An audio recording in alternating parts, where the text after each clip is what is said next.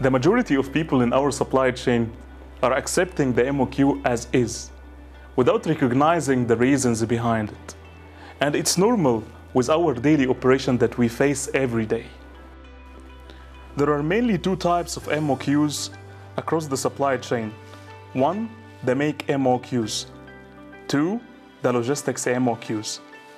The make MOQs have three classifications: the minimum technical batch, the minimum production run, raw and packaging materials MOQs. Our focus in this episode will be on the minimum technical batch. During the meeting that happens between the manufacturing department and the supply planning department, they agreed on the monthly plan. And here was the monthly plan that they agreed on. Product A is 2.5 tons.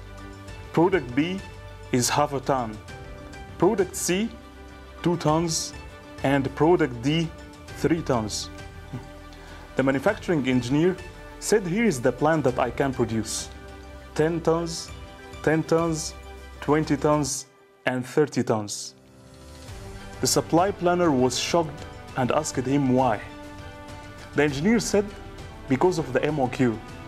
Product A and the product B have a minimum technical batch of 10 tons. The manufacturing engineer took the supply planner in a very quick tour inside the factory, just to show him what is the meaning of the minimum technical batch. He took him directly to the making area. He started to explain the full process. They have a mixer of 10 tons capacity. All the raw materials are put aside. They blend raw material 1, then raw material 2, and finally raw material 3 to produce the 10 tons batch. They cannot produce less than 10 tons a batch.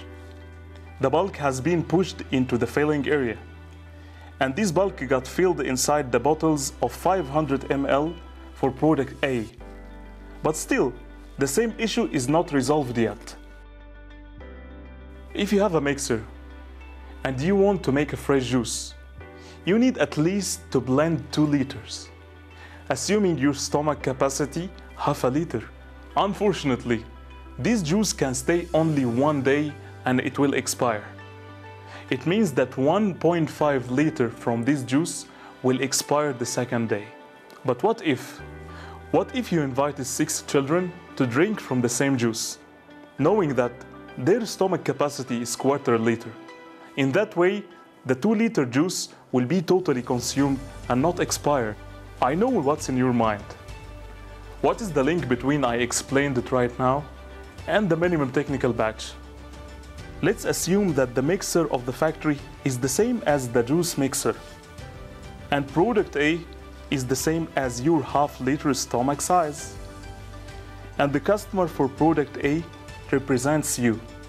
This customer wants product A with a monthly plan of 2.5 tons, which is equivalent to your half-liter stomach.